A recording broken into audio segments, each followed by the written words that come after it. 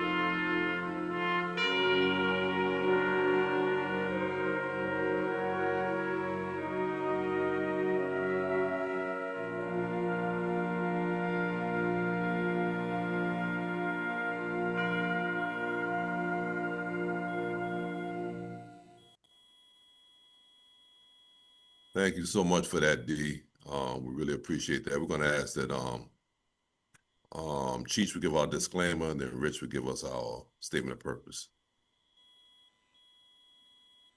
Yes. Good afternoon, everybody. Thank you for joining us. Before we get started, we want to go first. We want to let you know that the comments made by members of Roll Call are the opinions of each individual. They're not intended to be legal advice, recommendation, or suggestion. Um, if you need legal advice, please consult with your local police department or local attorney. You have to remember that the laws change from city to city, state to state. So consult with someone in your area. Also, in order to spark our conversations, we use videos that are very integral to these conversations. Some of them may be graphic in nature. It could be a video, it could be a photograph. It's not intended to offend anybody. These videos are not the property of Roll Call. We get them from social media like TikTok, YouTube, and Facebook. So you all have access to it also. Um, Also, we want to let you know that uh, the language used by members of Roll Call is very spontaneous. Everybody here speaks their truth. We don't hold back. It is uncensored. It's not intended to offend anybody. So please don't take any offense to it. You will see that sometimes we do not agree on some topics, and we go back and forth, but we never take it personal. So we hope you don't either. Also, if you have any questions or comments, please put them in the chat, and somebody from the group will get back to you and try to address them. Thank you. Rich? Thank you, Cheech. Good afternoon, everybody. We are Roll Call Black, White, and Blue for Better Relations. We're a pro law enforcement group. We're for equitable policing. We're against racism, and Black and Brown lives matter. Thank you. All right, so we do have a show prepared, and I know that Dee's gonna make sure the technology is taken care of, and others going there, and Will is gonna get us started, and he's gonna host us today. And Will, while you're doing that, I'm doing my piece over here, giving you some leeway over there. Right? All right, I'm gonna take that baton and keep it running. Good All right. afternoon, everyone. Thank you for joining in and tuning in with us. I think we've got a pretty good lineup. And without further ado, we go ahead and let Dee cue up that first video so we can get into it. Okay, our first victim takes us to Richmond Heights. We're going to talk today a little bit about technology. Just technology beware. Let's take a look. All right, now back here at home in Cleveland, a wild scene caught on camera. Some people are in some twerking trouble after what you see in this video. The provocative dance has been around for decades, but I bet I've probably never seen it done like this on the hood of a police vehicle with the officer inside. Our Harry Boomer has the exclusive video that you'll see only on 19. Harry. Well, Nicole, here, you think about it, outside of this parking lot, the Richmond Heights Police Department patrols this parking lot outside of a hot spot to make sure nothing gets out of control. But they never expected to see what they saw. Video is worth more than 1,000 words. Watch and you'll see exactly what I mean. This video was captured by a Richmond Heights police officer sitting in his vehicle back in June outside a popular hotspot in the Hilltop Plaza. A group of females walked by the cruiser and then returned back around this way. One of them climbed up on the push bumper and began to dance on the push bumper. And then another 2 females came walking around the other way as well, climbed up on the side of the car. One was standing about right here, standing on and dancing on the hood. And then another one then climbed up on the wheel and then onto the hood of the cruiser as well. There's a small dent and a little crease here. You can see that we didn't decide to fix that at this point in time. And then there was a pretty significant scratch that was about probably from here to here. You were able to somehow identify at least 1 or 2 of the people who were doing this. How'd you do that? Correct. With the help of the Northeast Ohio Regional Fusion Center, they were able to identify the women using facial recognition software called Clearview AI. They also then do a little bit further investigation into social media accounts and other databases like that to try and further confirm the identity. Remember, everything that gets put on social media is out there forever and may be used against you in a court of law. The 3 ladies in question, 2 of you guys have been identified. There's warrants out for your arrest. You might as well come turn yourself in and get the ball rolling on your court case here. Because it's going to happen. It's going to happen. You're going to get picked up at some point. Detective Evan Wright says the ladies have been charged with rioting and criminal damaging of a police vehicle. He said they can, for now, come in at a time of their choosing and bond out. And I say this as an old disc jockey. He used to play a song by the Staple Singers, Respect Yourself. And it says in part, respect yourself, because if you don't, ain't nobody going to give a hoot about you. Respect yourself. Go listen to the song. I'm Harry Boomer, 19 years. Harry Boomer. Wow. That fella like he might be able to join up with us. Boy, oh boy. Thoughts, anyone? I don't even know what to say to that. I mean, I don't know what the world's come to. We have a lot of tasteless, classless people out there, and they're proud. I'll ask this question of the group. I'm sorry, D, you got your hand up. Go ahead, bro. No, go ahead. Ask your question. Go ahead. Ask your question. The charges that they charged, the first one they mentioned was rioting, and the other one was a damage to property. Does anybody else think that maybe the rioting part might be a little bit of a reach? Oh, definitely. I think even the damage in property is a little bit of a stretch, but I mean, obviously what they did wasn't right. I didn't see a crime, so but I guess they figure they have to do something. But if it's a dent in the hood, and a significant dent that they're actually going to, or the scratch that they were talking about, then I can understand the damage to property. Now, I'd be willing to bet money he had really, really dark tint, because if it's darkly tinted out on the rest of the car, it's hard to see that there's anybody sitting in the driver's seat. Right. Let's go with the hands that are up. What you got, D? So really quickly, just a couple of points. That's interesting what you guys said. I thought the rioting was because there was a huge group, and maybe the officer was by himself, and with a huge group of people. Now, I might get out of the car because I'm built that way, but a lot of people won't get out of the car and address a situation like that. I get it. So that's where I thought the rioting would come. And quite frankly, I don't want you rubbing up against my car. You leave a smudge mark, I got a problem. I'm talking about charges, because that's just how I am. So those two parts of it I get. But what I wanted to say was about the technology. And I know we got a lot of people watching that don't kind of understand technology.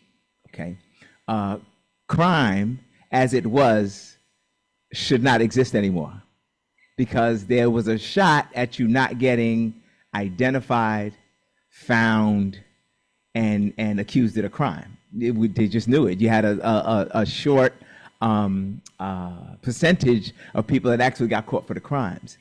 Nowadays, there are cameras everywhere. I just started with my company this facial recognition, and it's amazing. It's amazing. Not only, now I want people to listen to me, not only to catch you, but what's happening now, it's catching you and everybody that looks like you. And what happens is, we all have family members, I know I do, that don't want you getting pictures of them and knowing what they look like.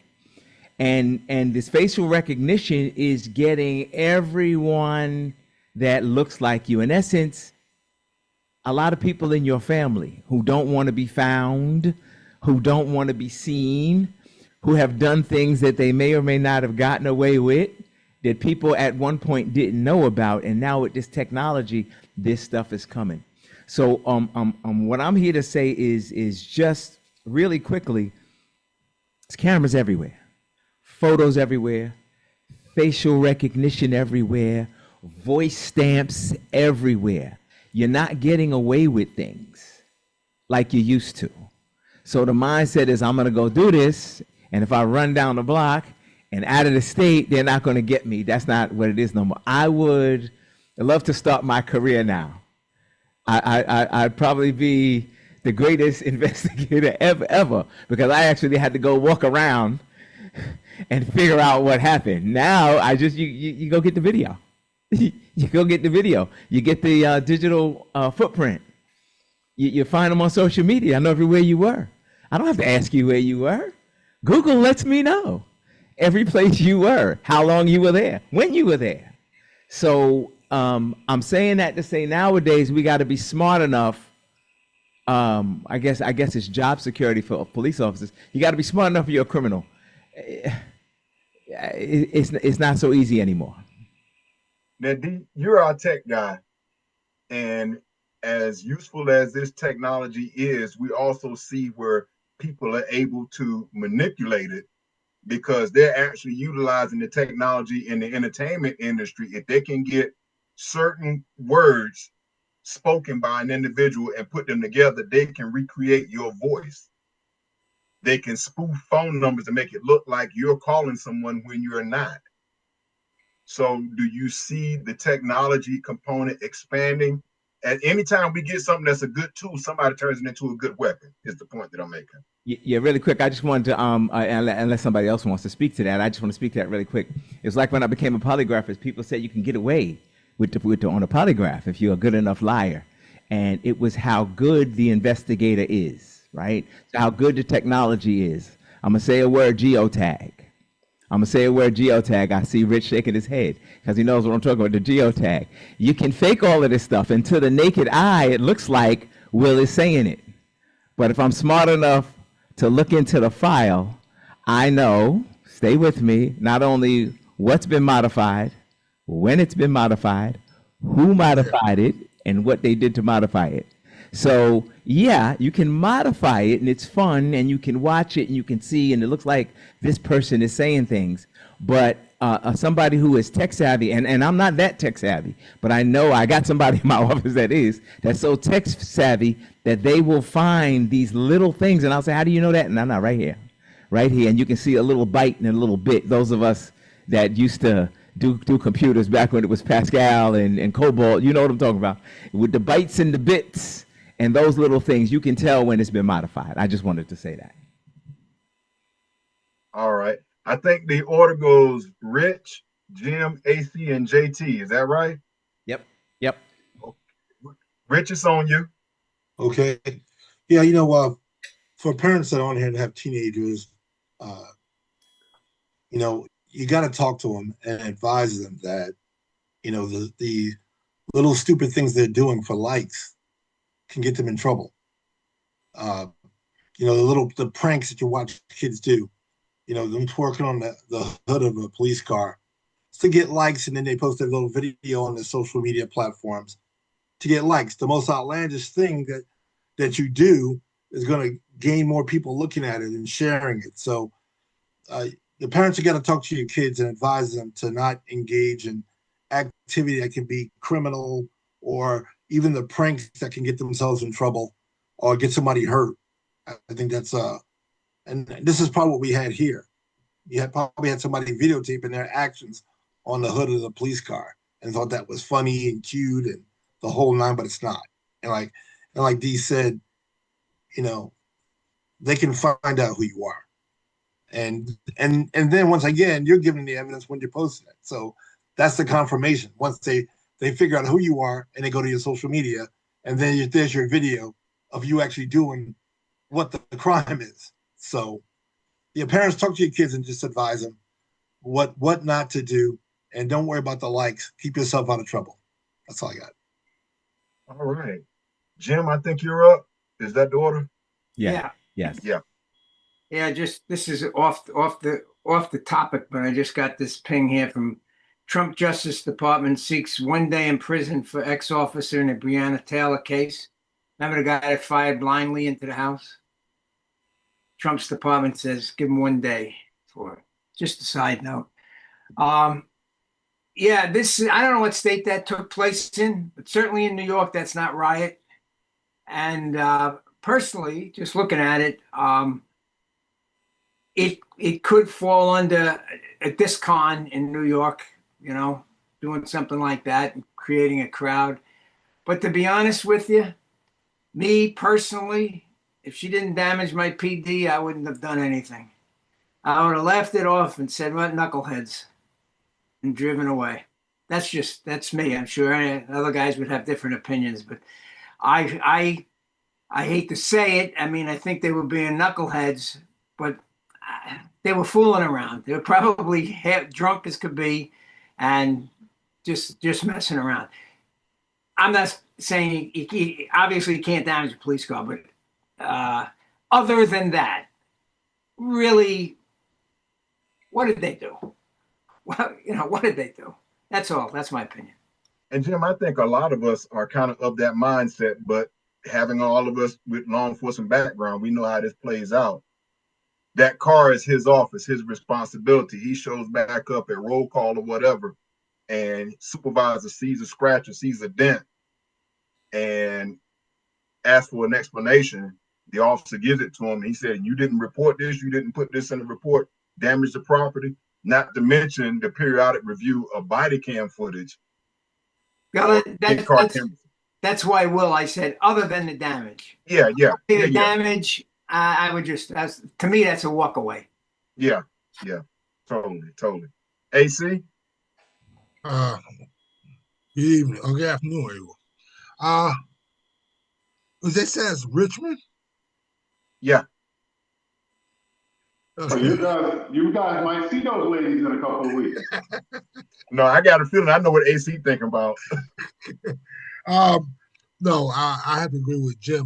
Sometimes different states, different places have laws where I know in New York we have a gang assault. If more than one person takes part, hence more than one person takes part in criminal mischief or what they similar to criminal mischief, it may consider rioting and cause a crowd to gather. We think of riot as a group of people trying to do something to damage or hurt someone, but I don't think that's what they charged them with. I can't say one night a couple of nights I've been working, I've seen people all of a sudden start dancing and go crazy. Now, granted, it wasn't on my vehicle, didn't damage my vehicle, so it wasn't a big thing. You hit the siren a couple of times, scares them, they go away. Hopefully. But I've seen a bunch of drunk people come out of a club before and do crazy stuff. But, you know, I still haven't seen any criminal mischief on my vehicle or any rioting, as they call it. There you go. JT. They muted JT. Yeah, good evening, everybody. Just like Jim said, that's a walk away. Blow the siren, start the car, everybody scatters. What did she do? She showed her behind to the public. Guys walking around here all day long with their pants way below their baseline, showing their ass. Ain't nobody say nothing about that. And being black, which I am, the technology is going to have a lot of black people in cuffs because they already say, and you never heard this about a white guy, y'all all look alike. How many times you heard them say to a white guy, y'all all look alike? I'm waiting. Come on, just somebody raise your hand, your toe. You never heard it. Yeah, we got nothing on that one, JT. We already look like the criminal just being black, even with a uniform on. You fit the description. And what's the description? Male black. Anything else? No, he was a male black, about 6 foot. It's good to get a criminal, but it's going to be a problem. It's already a problem. They didn't put cops in cuffs saying you fit the description. Come out to be an FBI agent. I see this on Reels. He was an FBI agent just sitting in the mall by himself, and they got a call. They ran up to him, asked him who he was. He said he didn't have to tell him. Put him in cuffs. Come to find out he wasn't the guy. He was an FBI agent. So y'all have a good day. Got me thinking I may need to shave just so because a few of us on here look a whole lot alike. I may need to shave just to... It's good. I mean, but any charges on them people shouldn't even been thought about. And I know Mark wouldn't have thought about it. Cheat. Yeah, I agree with you guys, but it starts leading to other more serious crimes. The reason I say it is here in my city, in the last couple of weeks, parents have been arrested. Our chief of police came out and said, enough is enough. Your kids are out running around, causing havoc, at midnight, 1, 2 in the morning. So he said, not only are we going to arrest the kids, but the parents are going to be arrested for failure to supervise your child. And the DA got on board. Well, since then, I believe 3 parents have been arrested. So they're not playing around because it started as just foolishness, but it has now turned into destroying downtown, messing with people out there, jumping people out in the streets. You know, it's caused so much havoc that people are afraid to go downtown, and it's hurting the businesses down there. So I agree that, something like that, it's a walkaway, but at the same time, I think these kids are starting to, well, if I can get away with that, and they're just committing more serious crimes. In my personal opinion, it's leading to more serious crimes because they feel that get away with it, nothing's done to them. And you make a good point to that, Cheech. All of us that have gone through community policing and training along those lines, one of the tenets that they talk about is the broken window theory, where if you have something visually that is undesirable in the community and you don't address it, then it winds up becoming worse and worse. You got a piece of fruit that's got a bad spot on it. If you don't get rid of that bad spot, then it will ultimately consume the fruit. So I completely understand your point. Derek. Yeah, I wanted to address the part about the parents talking to your kids. These look like grown women to me. They didn't look like kids. They didn't look like teenagers. They looked like they may have had their own kids. And you know, obviously there was probably some liquor flowing in whatever club they were in. But I think your action as a police officer may depend on where you actually work. I've worked places in New York City where the average cop was answering 25 jobs a day. You're not going to waste your time with something like that. And if you bring something like that in, you are going to have a pissed off desk officer who is going to throw that shit right out. And that would be Jim, and that would be me if I were on the desk. Like, you're not bringing this nonsense here. Get out of here. Go back to patrol, because I'm not going to have you tied up in here for the next couple of hours when you need to be out there answering that radio and helping out answer some jobs. So it definitely depends on where you work. And another thing where your geographical area of employment factors in is what your vehicles look like. Most of the vehicles in New York City have a couple of scratches and dents anyway. You're probably not going to be able to tell where the new one is. So if it's a very, very small dent or scratch, and you're in the middle of a busy day, especially like a Friday or Saturday night, you're taking something like that in front of the desk officer. So, you know, the proximity or your geographical area of employment has to come into play. Understood. And, you know, good point. Something that just kind of came to me is that officer, or the story stipulated that he was specifically staged out there because that's been an area that they've been having problems. And from my experience, sometimes, for lack of better terms, the file might get stuffed a little bit when it's a location that they're either trying to get them to change their ways or step up their security, or otherwise say you all won't take in responsibility for the things that take place outside your establishment once they get into the parking lot. So since they're coming from your establishment, we're going to put together this file on you. And if it doesn't get to be a criminal matter that shuts you down, then it could be an administrative matter as far as some sort of code enforcement. Right. So that might have something to do with it. Now, Jerry, you had your hand up a second ago and then you dipped out. Come on now. Well, my number, I made comments in our little chat here. I didn't see the dent. I didn't see the damage to the car, but okay. You're telling me, you're giving me an explanation. I also had a problem with the fact the man sat in the car and didn't get out, but you've also just given me an explanation as to maybe why he did that. But I'm sitting there going, you know, like, come on. Girl number one, get on your car. Maybe you don't get out. Girl number two, hello.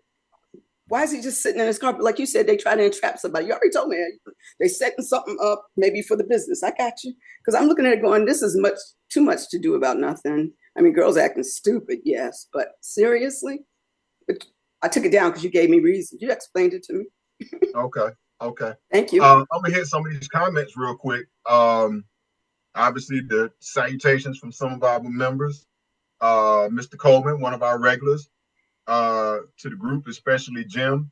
Is there anything going on or happening to Trump on the Jeffrey Epstein saga? I told you all about that elephant in the room, and I told him, you know, depending on the way the conversation flows, we might get to that. And Mr. Barrett says anything that happens to any group in America is going to affect us more as Black people because we are the most economically challenged group in the country. And I think we all know in a lot of circumstances and situations, it does come down to, or economic disparity has a component. So we understand that point well, Mr. Barrett. We ready to move on to the next? I think AC got a comment. AC. Oh, I'm sorry, my bad. No, I was going to let him know about Jerry. Oh, Jerry okay. put a hand down. Let's move it. Okay, we'll keep it moving. All right, our next video is going to take us to Bath Township. Now, I'm guilty of what we're going to talk about next. A lot of times we're washing our car in the driveway or sitting in the house, and we go in the house and we leave the garage up. This is an incident that took place recently. Let's take a look.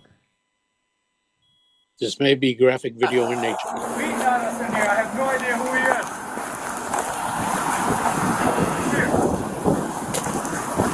is. You come out of the house, sir. I'm here. I know. You come out. I got my roommate up here. Came up and slugged me in the head and started beating him. I don't know who he is. Go out of the house. Go. Behind your car. This is the police department. Come out of the house now.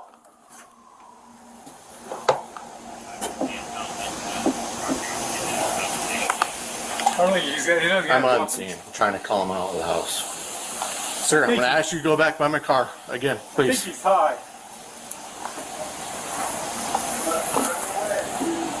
If I can go to, if I can get a unit to go on the back side of the house. You said someone else is inside? Your roommate's inside? We haven't. You can go inside. I have a housemate in there. He's beating on both of us. He slugged me in the jaw.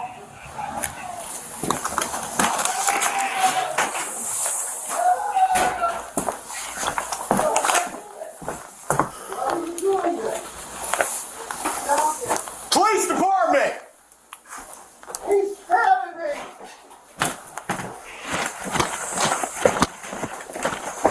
Where are you at?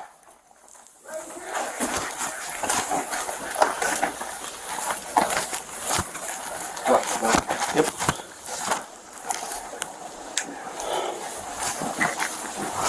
Help! Help!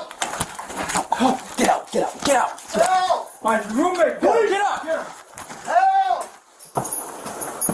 Get out of there. Cover your hands now! Help! 14 has him as hostage with a knife. Put down the knife and let him go. Put down the knife and let him go now. Go, sir! Get out of there now! Move! Go! Stay inside the house. Drop the knife! Get on the ground now! Stop! Stop now! Get off the ground now!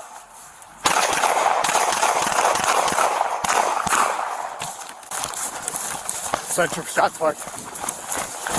Oh, got fired.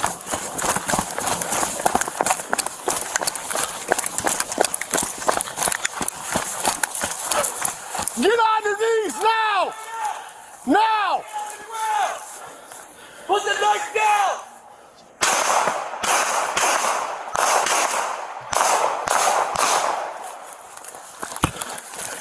We're running away.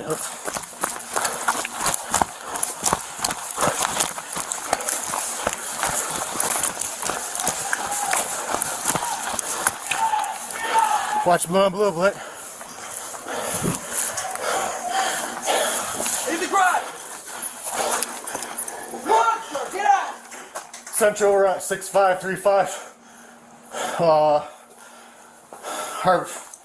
Broadview. Belknap on me! Got you.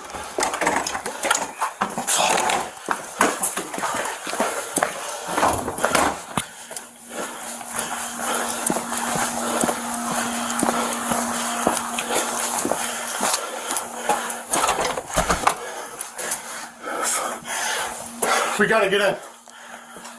I saw an arm go in the garage. Hey, he's in.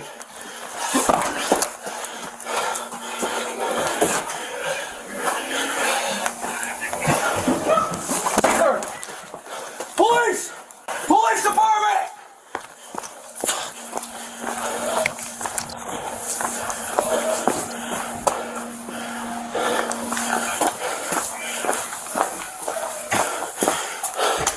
We're inside another house.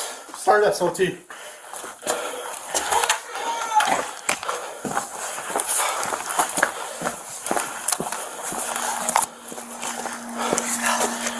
We gotta get in, Jake.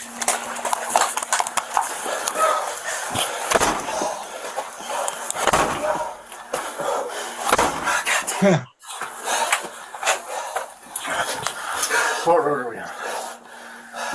English Hope. Central Line, English Hope. Please, open the door! Open the door! Get out! What's going on? Out! You got some intruder inside your house. Oh my God! Go, go! Go to that Jeep over there. Anybody else inside? Where's she at? 14 start a canine. There he is! Alright! Rick, get on the fucking ground! Stop!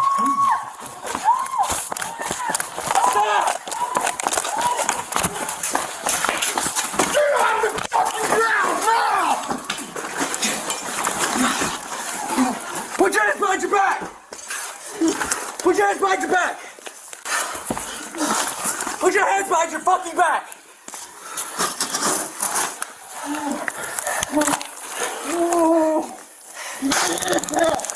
Behind your back now!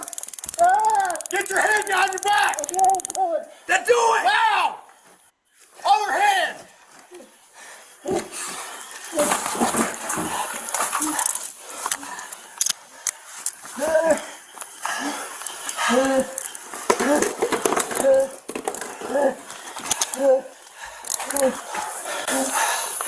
Central Houston Sheriff's Office.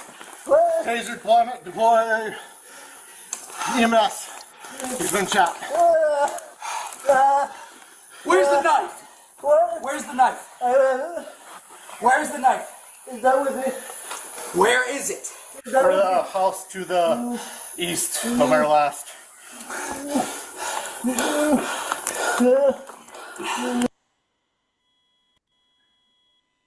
Well, alrighty then. Let's get into it, Jim. You're muted, Jim.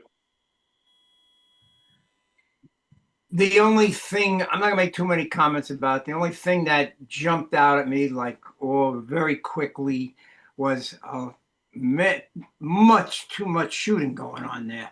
Right? Yeah, shooting all over the place. There was the first guy. I mean, it was a car that came right by that street as they were shooting at this guy from a pretty good distance away, mind you.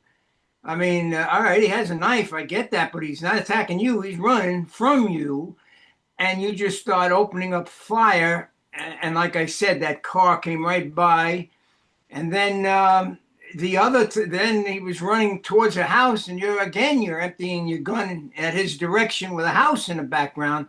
So I won't get into all the other pieces of it. I'm sure you guys have a much better opinion of it than I do. I just think way too many shots, and thank God nobody else got killed in that thing. Yeah, I'm along the same lines as Jim. When he ran out of the first house and he was 30 to 40 yards in front of them, at least 30 yards. At that point, he's not an immediate threat to anyone. He's a potential threat. He's not an immediate threat. I think the wise thing to do would have been to kind of close the gap. Run after the guy. He's running, run after him, get closer, and then you assess the situation once you're closer. But shooting at somebody with a handgun from 30 plus yards away could be disastrous in a hurry. And like Jim said, they're just shooting out there like it's the Wild Wild West and not hitting it. They were hitting something, but not him. So that's all I have to say. Okay, I don't remember who came up first, B or JT. Go ahead, JT. I'll wait. I have one question. How far can you shoot a knife? You shooting at somebody running with a knife in a neighborhood. How far can he shoot with that knife? Why are you shooting at this guy running away with you with a knife? And what justification you gonna tell your supervisor I fired 13, 14 rounds because he had a knife running away from me? Derek, something tells me you might have an answer to that. I wouldn't have an answer. I mean, I don't know. You supervisors, what would you have done to that shooting officer. I'm a reserve comment. I want to get through these hands first. I think D, you're up. Okay. I just wanted to answer JT. JT, we obviously all feel the same way Jim did. There was no justification in using the gun on a guy that's running away with a knife. So that's why nobody really answered you, because you were correct. Thank you. You're welcome. Okay, I guess it's my turn. Let me approach it from another angle, just because I was responsible for investigating shootings and crimes, and when you're investigating somebody, I know this is what's wrong. We're shooting them from the back. You get that, but you can't investigate this with that in your mind, because then it clouds your investigation. So stay with me. So you have to take the books. You know us. How big is our books? The penal law, the CPL, the criminal procedure law, all the local laws from wherever you're from, and all your policies for your division. We have a field manual and we have an admin manual. So you take all of those together. Now you have to take all that information and you have to apply it to the situation. You look at something and you say, that looks very terrible. And this did. I'm agreeing with you guys 100%. Shooting at a guy in the back, but he's got a knife.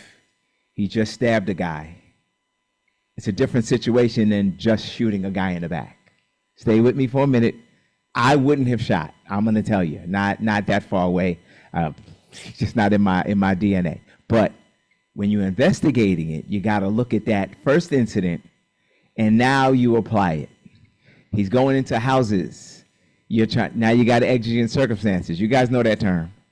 He's got a knife. He just stabbed another guy in the house. Now, here's something to take away from that. You, as the police officer, you're responsible for what happens in that next house. If you let him get in there, and then the other house, and then the other house. And he's already stabbing people. So this is a stabbing people type guy. This is not just a guy running with a knife. This is a guy that stabs people, right? And punches people. And runs away from the police. So I just wanted to give that perspective, not just saying I'm agreeing with shooting people in the back from third. Don't take that away from what I'm saying. What I'm saying is you got to apply the totality of circumstances to everything that's going on. I got to talk to that law enforcement officer. What is his view? And I'm doing this for a reason, because this is his view. I got another police officer. His view is over here. I got another guy, his view is over there. I'm going to look at the camera. The view is going to be here. Then I got that sergeant, Jim, back at the office. His view is going to be somewhere else, right? So I got to take all of that into account and then apply it. And I want people to be careful. We jump and we make, but first you got to look at the totality. And that's all I was saying. The second thing I wanted to say, that was a long first thing, but the really quick second thing I wanted to say was, me and Cheech were doing the safety corner, and everybody here is welcome to do the safety corner. I guess let's take time out while we're doing this. I know we're all enjoying our homes. It's Saturday, where it's relaxed. It's Saturday, but these are the things you still got to be aware of your surroundings. If you hear shots, I know. I want to see where the shots are coming from. No. Get in your home, lock it down. We'll worry about who's shooting. Don't worry about that. Get in your home, lock it down, find your kids, lock yourself in a room, lay down on the ground. The idea is to get you out of those circumstances. When we say, hey, I thought I heard it sounded like firecrackers, I thought it was over there, and we don't shut it down, now it could happen 100 times, right? 99 times it's firecrackers. It's some loud noises outside. But I'm going to tell you about that one time that's going to change your life. That's where I live my life for the one time. The hundreds of times, everybody calls me an idiot. You're too careful. You look at things the wrong way. You're absolutely right. But that one time that's going to change your life, I want to operate so that I avoid that. So that's what I'm saying. When we start to hear things and see things, let's get to safety instead of I want to see what's going on. I want to help. And the other things, because you end up like we saw the first guy, and even the guy that got stabbed, and then the lady in the you're in the middle of it. You're in the middle of it, and you're just going to make yourself another victim. That's all I got. All right. Cheat. Yeah, you guys all touched on things I wanted to talk about, but the only thing I want to point out is if they saw him go into that house, they took way too long to get in there. You know, they kept saying, we need to get in there, we need to get in there, but you're not kicking down that door. If I saw him go in, you kicking down that door right away. And as a fireman, you were kicking that door the wrong way. He was kicking it on the bottom. I think I had my mic on. I was gonna say that. Yeah, and I was like, kick higher, because he was kicking in the wrong spot. So that's just what I wanted to point out, that you took, the circumstances required you to get into that house right away. Yep. Rich, did I see you had your finger? Yeah, I just wanted to address real quick what Dee was saying. The shooting, I think these officers can, figure out and report that they're trying to stop the threat. This guy's stabbing people. He's running away with the knife, but he's a potential threat to the next person he comes across, depending on the circumstances. And even when they told a woman to get out of the house, when she was screaming later on, I thought maybe he came around to the garage and grabbed her, the way she was screaming outside. So luckily she didn't get stabbed, but they told her to get out of the house while they went in. And he came back out through the garage, looked like. And I think when the officers thought he went inside the house, they should have kicked the garage door instead of going back there. One guy could go around the other way to protect the front, but they should have kicked the garage door and gone in. And like I said, the woman didn't know where her daughter was. So that was just like, it was very chaotic. And I'm just saying, when I heard the woman scream, I thought the guy had grabbed her. So luckily that didn't happen. But I understand Dee's talking about they're not shooting from 30 feet, 35 feet away, but trying to stop the threat of the guy who's like the madman with the knife, playing Jack the Ripper. So that's all I have. I'm gonna put this little component in because I hadn't heard anybody point this out specifically. What are the guidelines that authorize the use of deadly force? And the guidelines stipulate that to protect from the imminent threat of death or serious bodily injury to yourself or third party. In this situation, this gentleman had a deadly weapon, a knife. He had already assaulted someone with that knife, the circumstances in which we do not know. He was on foot in a neighborhood during the daytime hours, and as we saw, there were unsecured homes, evidenced by the fact that he went into it.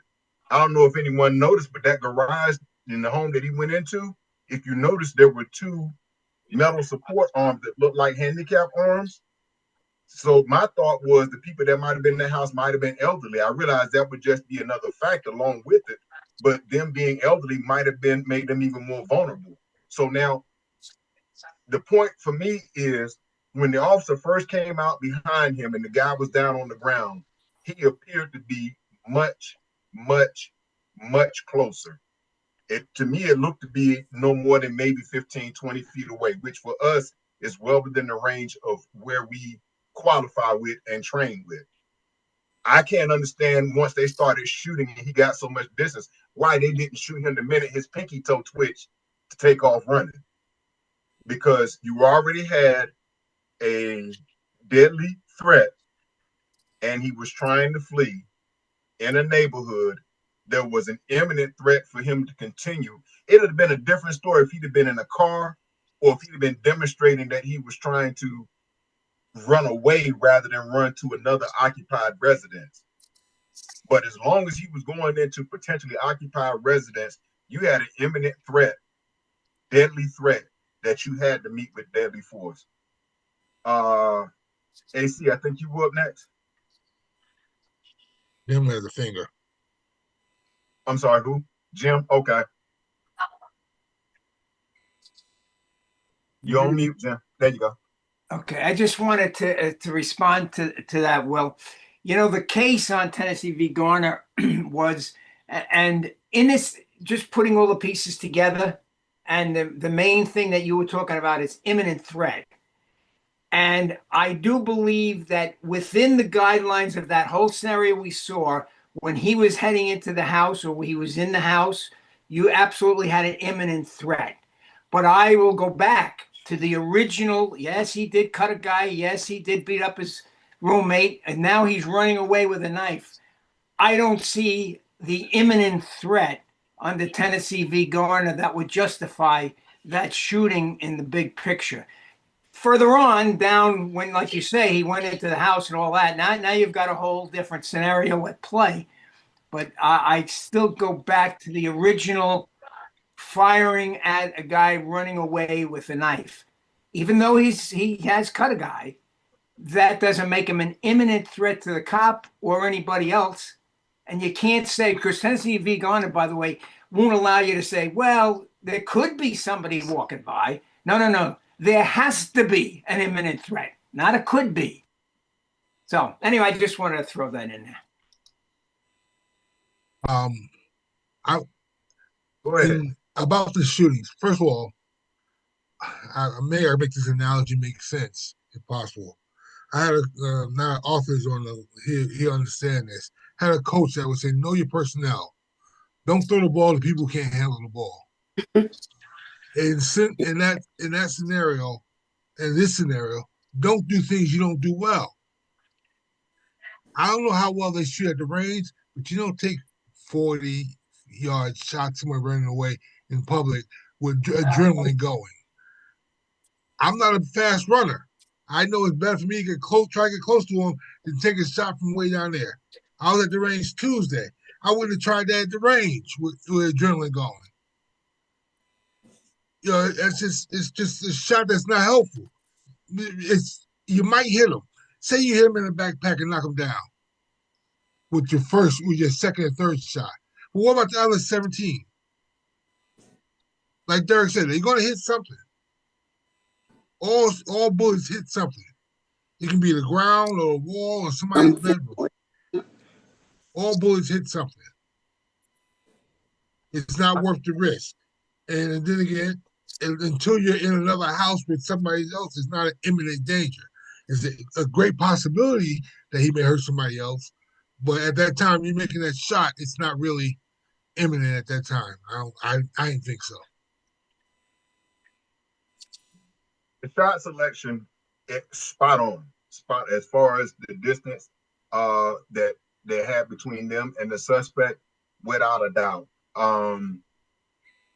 My thing about it is this: he was in a house where there were other people. He had already taken one person hostage and decided to let them go.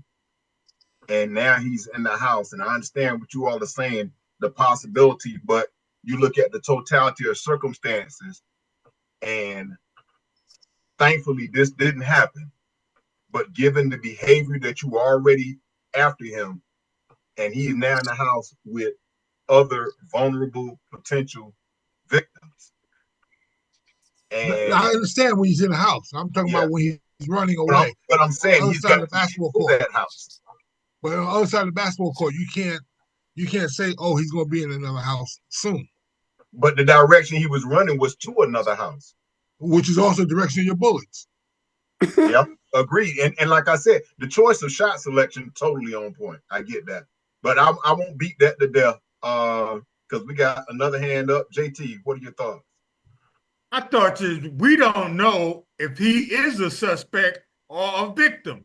He could have been getting his ass whooped in there. He stabbed the motherfucker and ran out because he's scared. We don't know that, but we shoot at a man because he's running with a knife because we think or assume that he's the victim. He's a suspect. No. We don't. He could have got his ass whooped. But we shooting at somebody because he got a knife and we got an injured person in the house. That man could have been in there butt fucking his daughter. We don't know. Why are we shooting at him? And if you hit him, then you find out, oh, his daughter was inside. She got raped. Now you got your finger up your ass. Come on, man. They call me Mr. Tibbs. We don't know. We can't shoot because we assume because somebody run out the house and say, I just got stabbed. I just got cut. You might have deserved to get cut. I'm gonna circle back around to that, JT. But Jerry, you look like you got something you want to just drop. I was going along with my initial reaction was the fact that I thought the guys need to go back to to the range and learn to shoot again, because evidently they got issues, because all them shots was crazy. But as JT just said, just because that man said, oh, he attacked me and my roommate, he attacked me. And like JT said, for all we know, he could have been the guy that was getting beat up and he decided to attack and take care of himself. They trusted him. The thing I also thought was, I know all the running around, none of them looked like me. Otherwise, a guy would, all them shots would have been closer and he'd be gone. He would drop down instead of them missing him constantly. But that's another in a pattern. But realistically, if he was a victim, once the police say stop, okay, the police are on the scene pursuing you, and they say stop, you keep running. Nobody does that. No victim does that. I don't know how I would react as a victim, Rich. I don't know how I would react. If somebody was, you wouldn't keep running. If the cops tell you to stop, how I would react. Jerry, if the cops tell you to stop, you're gonna stop. Not if you know. Not if you know you just stabbed somebody. You wouldn't keep running with the knife. Well, here's what it boils down to. Every scenario that we respond to, every scenario that we respond to is a function of the totality of the circumstances based upon the information that we have to utilize at that time. Now, the first gentleman that they came in contact with, he had something in his hand. I couldn't tell what it was because in the chat group, I asked about that. How do you know he's not the suspect? But for whatever reason, he said the guy's in there and there's somebody else in there that's being hurt. So the officers go inside. That's a pretty exigent circumstance under the situation. So they go inside to investigate whether or not they left anybody out here with this guy to watch him. I don't know if they had anybody there, but they went inside. That was a risk because if it turns out that guy was the bad guy, then now he's behind them. But for whatever reason, them being on the scene, they were able to ascertain that he was either a witness or a potential victim. So they go inside. There's still someone that is in imminent harm's way, and they find this guy who's claiming he had been stabbed and another guy that has a knife in his hand. So the totality of the circumstances says you got the guy saying that there's a guy inside that's stabbing somebody. You got another guy inside that's been stabbed and the guy with a knife. The totality of the circumstances says that's the guy I need to get under control and figure out how this is going down. The ability to get him under control went away because he fled. And by fleeing, that is an indication of guilt under these circumstances. You can't put the whole thing together until you get the scene calm. And the scene can't get calm until all the parties involved are secured. And that didn't happen until they got this guy at this other house. House number 3. AC? Oh, no. That's. Oh, okay. Any more thoughts? We ready to roll on to the next? Well, I'm sorry. Before we do that, we got some comments. I think we kind of touched on the questions that they had, but Mr. Coleman said shooting in the back as he's fleeing. That is a very regular red flag, particularly in the civilian community. And it's very, very rare circumstances in law enforcement that is something that you could reasonably articulate and justify. So perfectly understand that question. No, actually, there's nothing wrong with shooting nobody in the back if they're posing deadly physical force to someone else. Right. But I'm saying in a lot of cases, the optics of that is always going to bring question. Yeah. The optics of that. Mark, what you got? Yeah, I just want to add one thing. You know, there's the laws that we go by, and then there's also departmental procedures that we are bound to. So there are times when the law may say we can shoot, but our department regulations will prohibit it under certain circumstances. And as we've always said every week, it varies from state to state, from municipality to municipality. So you can't always just judge these by what the law says, because you also have to judge by what the department regulations say. I just wanted to add. And you make an interesting point there, because if we'd have changed this up and he'd have been in a car, there are a lot of agencies that will not allow you to shoot into the car unless you can articulate that that car is actually being utilized as a deadly weapon, not just for them fleeing. But the difference of being in the car, if he's fleeing, he does not readily appear to be going into a specific occupied dwelling. We good? Yes, sir. Ready to move on to the next? Yeah, a couple of I want to say months ago, maybe 3 months ago, we shared a video where two Clay County deputies were caught sexually assaulting a woman. One went upstairs with her, one stayed downstairs. One of them got arrested recently. Let's take a look. 10 o'clock news starts right now with a breaking news alert. Breaking tonight on the 10 o'clock news, the Clay County Sheriff's Office saying it has arrested and fired one of its deputies after he was accused of sexually harassing a woman. Sheriff Michelle Cook there says that the deputy, later identified as 33-year-old Ryan Perry, had 2 other incidents against him. News for Jax reporter Eric Avanier joining us from Fleming Island with the latest in this developing investigation. Eric? Yeah, we just walked out of that news conference that was given by Sheriff Michelle Cook, and boy, that she released quite a bit of information onto this. So I got my notes in front of me, so just bear with me. Again, we just walked out of that news conference, but here's what we know so far. On June 18th, the Clay County Sheriff's Office was dispatched to a home in reference to a theft. There were 2 deputies that arrived at that home. One was identified as 33-year-old Ryan Perry, and then there was another deputy that was also dispatched to that home. Now, at some point while inside the home, Sheriff Michelle Cook says that Deputy Perry, or now former Deputy Perry, went upstairs with the woman while the other deputy stayed downstairs. And she says that it was while Deputy Perry was upstairs with the woman who called 911 that he sexually battered her. Now, 3 days later, the sheriff's office was notified about the allegations, and there was immediately an investigation that was conducted. And hours ago, I would just say earlier this evening, Deputy Perry, now former Deputy Perry, was arrested on 1 count of armed sexual battery. And I have to tell you, this is something that is definitely going to send shockwaves through this community. In fact, during that news conference, Sheriff Michelle Cook was basically honest about how she felt when she had got wind of these allegations. Take a listen to what she had to say. What was your initial reaction just hearing this? Because like you said, this is rare. I'm pissed, devastated, let down.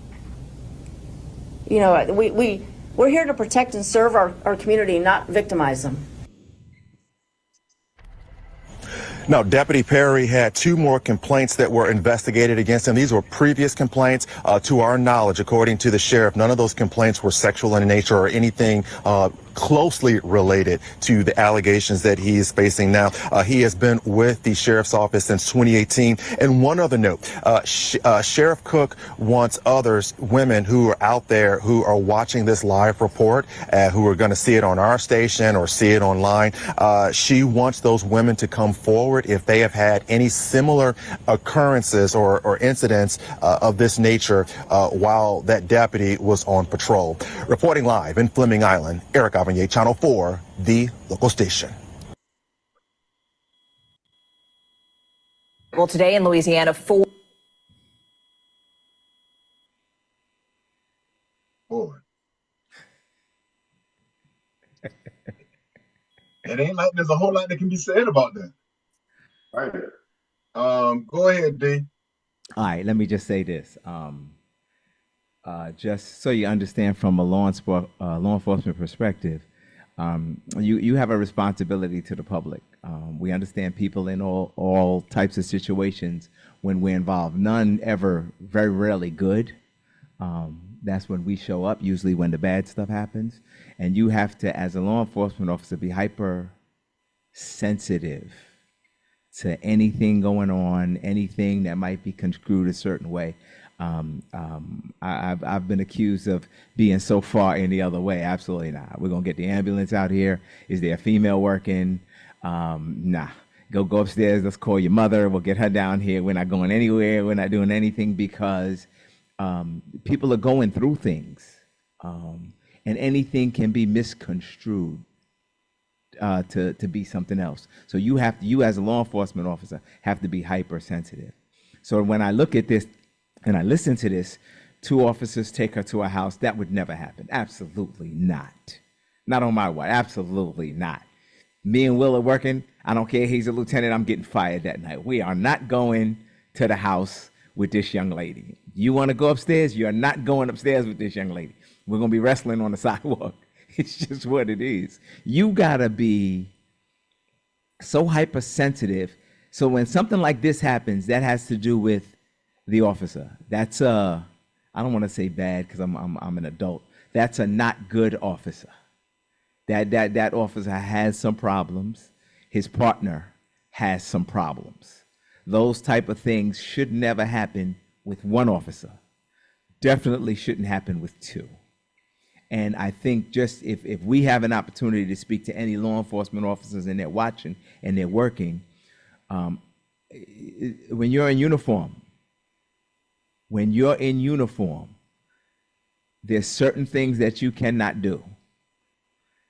I understand they love the uniform. It fits you nice. It's creased. It looks nice with all the shiny stuff hanging onto it. But that you can't let it happen. That's the uniform, not you. So you have to be smart enough. Your responsibility has to be high enough that you don't let these things happen. You definitely don't participate in them. So kudos. This officer got arrested. He needs to be arrested. I'm going to go further. His partner needs to be arrested. His sergeant's going to take a ding. His lieutenant's going to take a ding. I'm sorry, guys. It's the way it is. Anybody below my command, I'm responsible for it. If they're doing something, I don't say I didn't know. I'm taking a hit like they're taking a hit. So I'm saying that to say if we have all these levels of responsibility, and somebody said it during the last video, I think AC said it, you don't throw certain people a ball, right? We know when the radio comes and it has to do with an unclothed female or running on Jones Beach, and this is actually what happens with certain people. Oh no, we are not. No, he can't go. We know this, so you got to know your personnel. That's all I got. If you have Rex Heuerman working for your department, and you live near Gilgo Beach, you don't send him on the call. You don't send him on the call. I know a guy like that from my department. Let me catch this question real quick from Renee Henderson. She says, "Is sexual battery rape?" Never heard this term before. Does anybody specific want to get to that, or so? What the deal with sexual battery, Renee? And again, it may be different from one state to the next, but assault and battery go hand in hand. Assault can be a perceived threat. If someone gets too close to you in your personal space, it doesn't necessarily require physical. The battery part comes in when it becomes physical. So sexual battery, if the officer had touched her in a suggestive way in an otherwise prohibited area, whether it was the breast, whether it was her backside, or just very inappropriate in her low back, areas that you typically would associate with sexual contact would be battery. So rape would be a much higher level of battery that it has its own statutory what do we call them? Elements. That's the word I'm thinking of. Statutory elements. And another question is, New York City has 37 officers that's supposed to be on with suspicious background. Mr. Coleman, that's actually going to be coming up if we can get to it. The next hand up, I think, was Cheech. I'm sorry. Yeah, D hit on everything. Don't put yourself in that position. Period. Like D said, there's no reason for you to be going up there by yourself with a female. He hit on everything that I was going to point out. It's good. Jim. Yeah, I'm going to bring something up here that we've discussed many, many times on this show about good cop, bad cop stuff. And I hope Donald's listening because I know he was actively involved in these discussions as well. But here's my question. That same case scenario that we just watched, but prior to him going upstairs, the partner says, No. You're not going upstairs. I know what you're going to do up there. Or I may have even told them what my intentions are. But you are not going upstairs. End of story. And even if we have to wind up wrestling, you're not going upstairs. What do you do about it after that? Do you tell your supervisor? Yes. Yeah. You better. Absolutely. That's where we've had many discussions on this show about you yourself stopping a bad officer's conduct is not enough.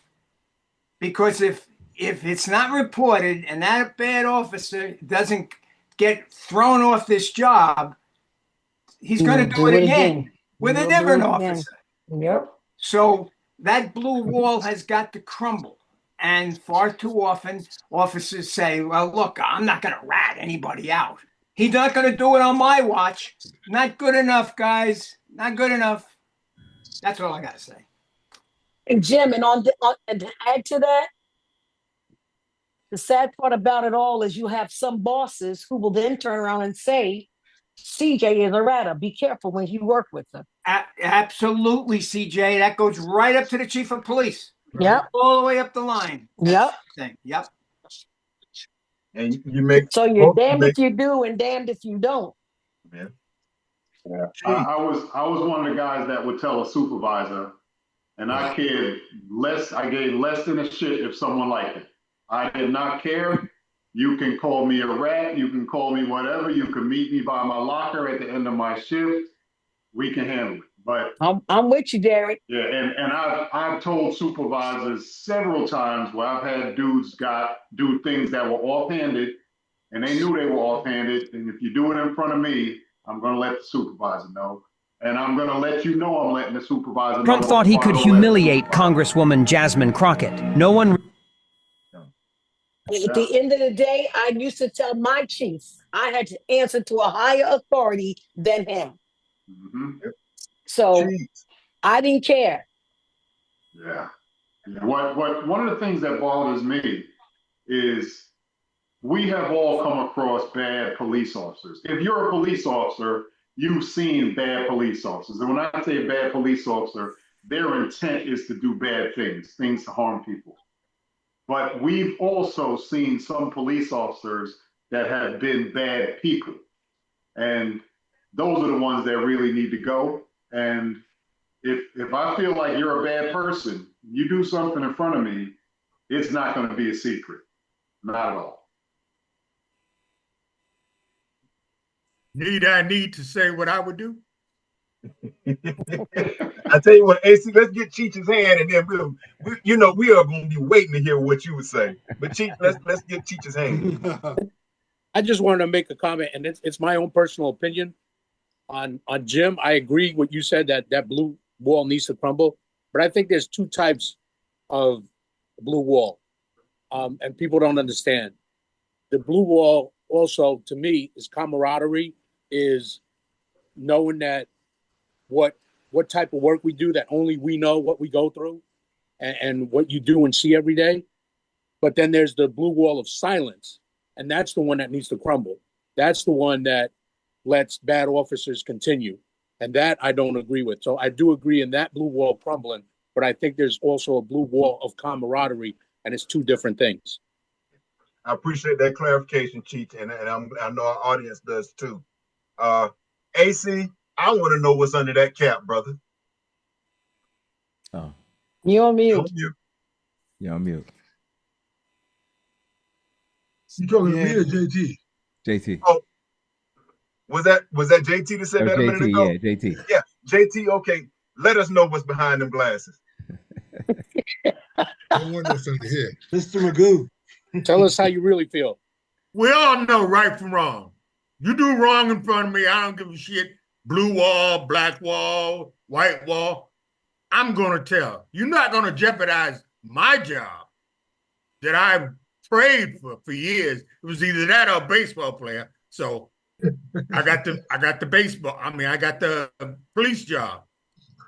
It don't make sense. If you're going to assault a girl in front of me or grab a girl's butt in front of me, only way I don't tell if I have a heart attack before the end of the shift. Only way you don't get told on if you have a heart attack before the shit. It don't make sense. I mean, come on. I don't give a shit if she's black, white, Spanish, Puerto Rican, black girl with polka dots. You don't do that shit. That's somebody's daughter, wife, sister, or mother. You know, if you grab a guy's ass and you gay and he gay, I'm gonna tell. You know, it don't make no difference. You fuck up, you fuck up.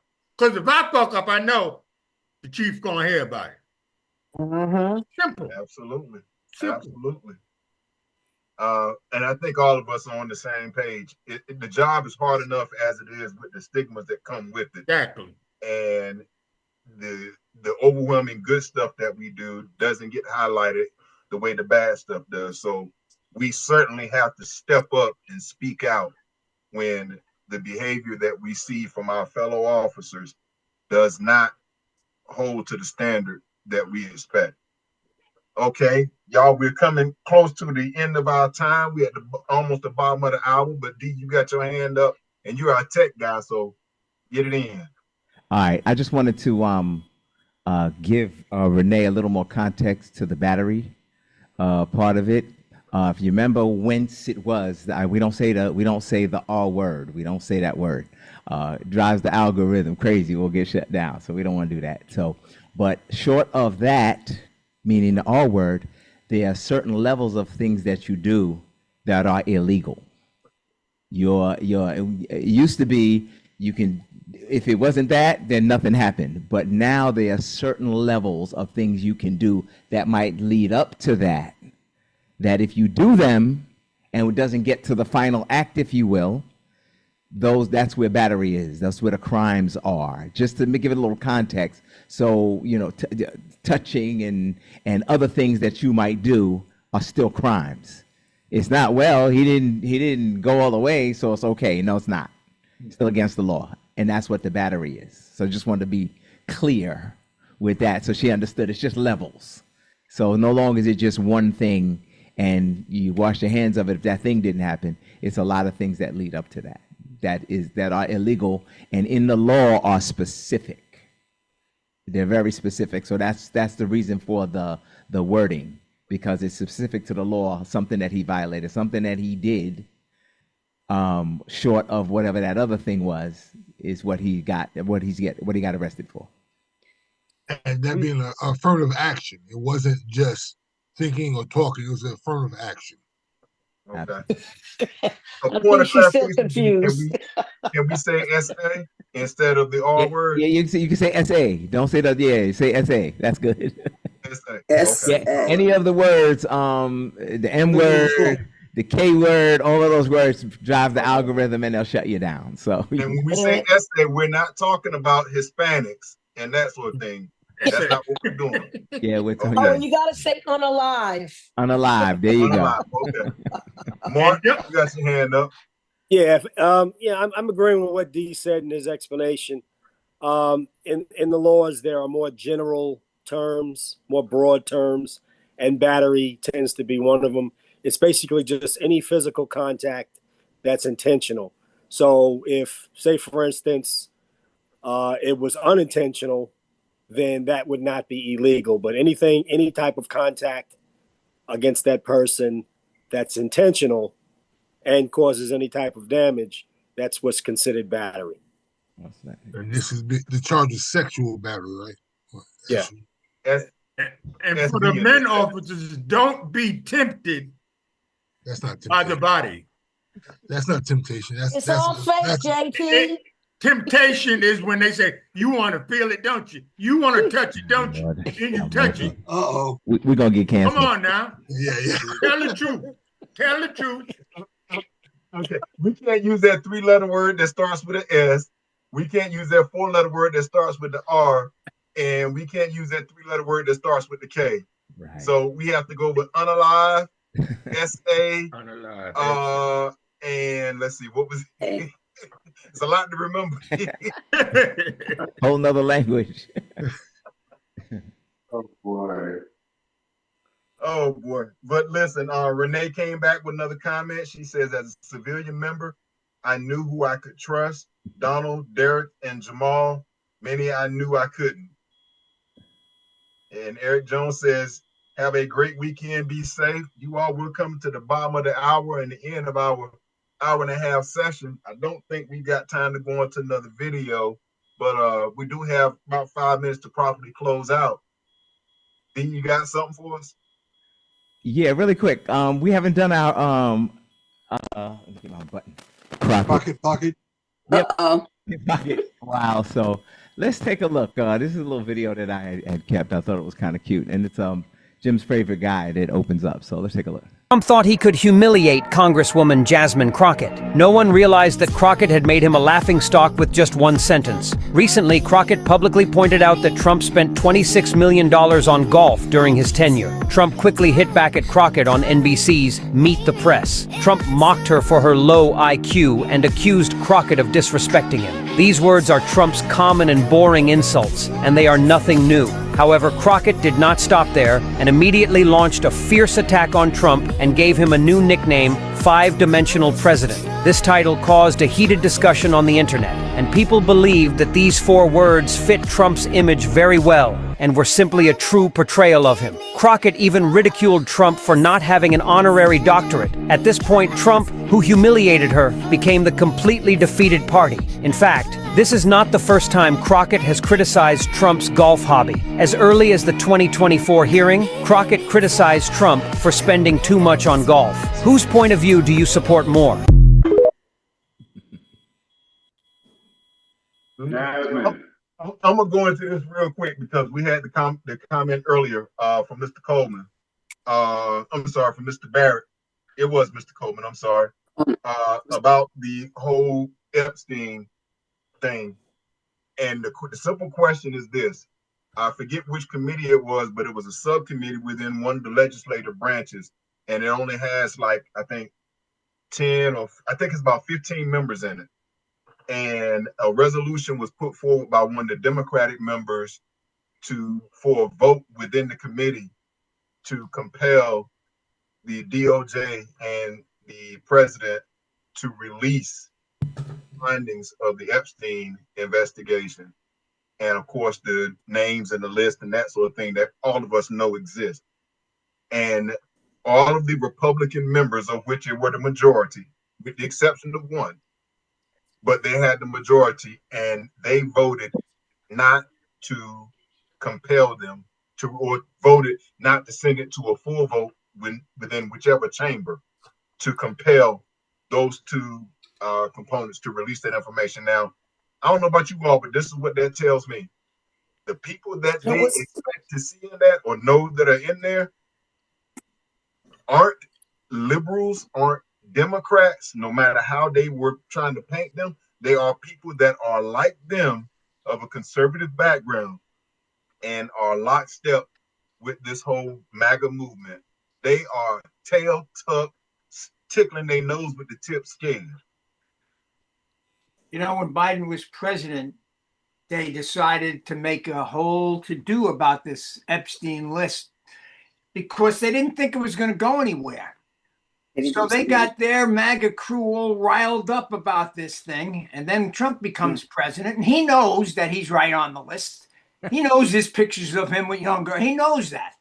So what does he do? Well, he scares the Jesus out of all of his Republicans in Congress and said, we can't let that, what you just said, we'll go to a floor vote, because how do we vote?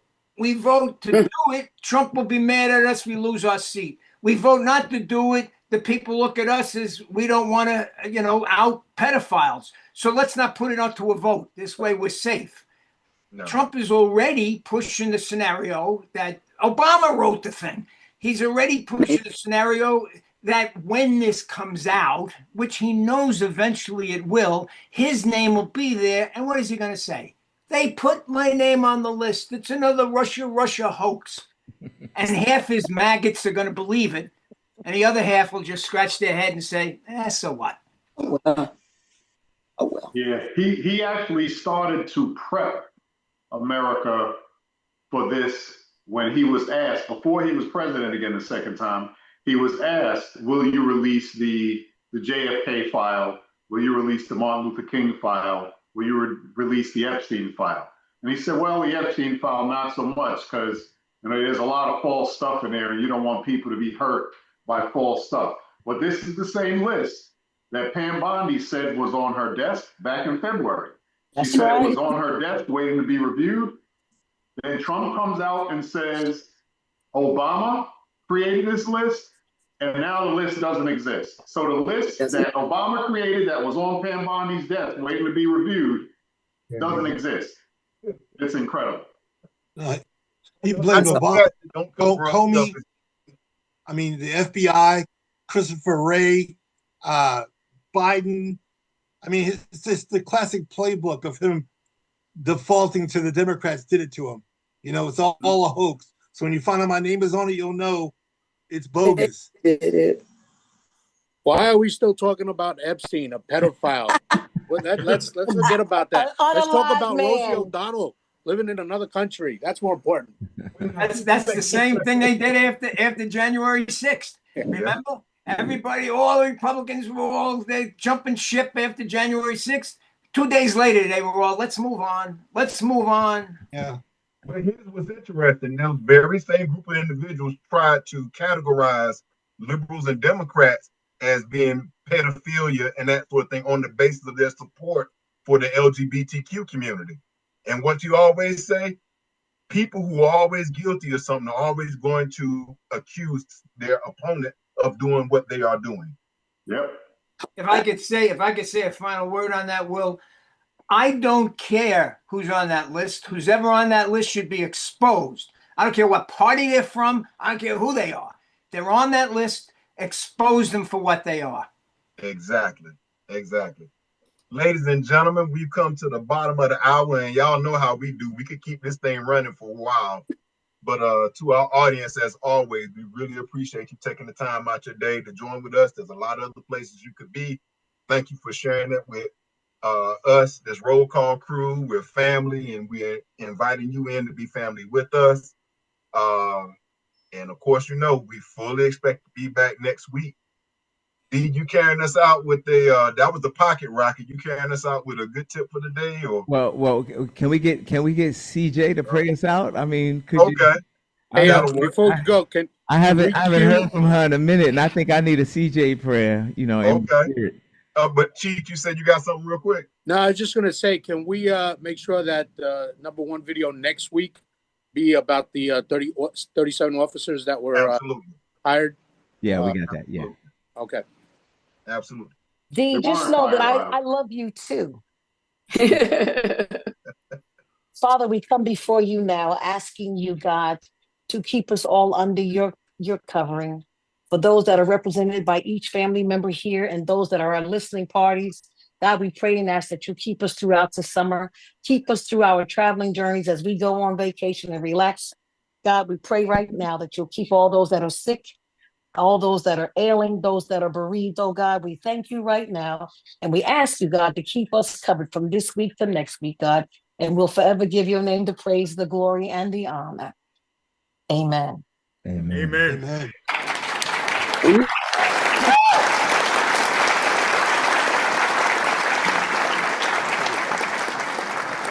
Dee, you could at least send me a text. Let me tell you something. Ain't no shame in my game.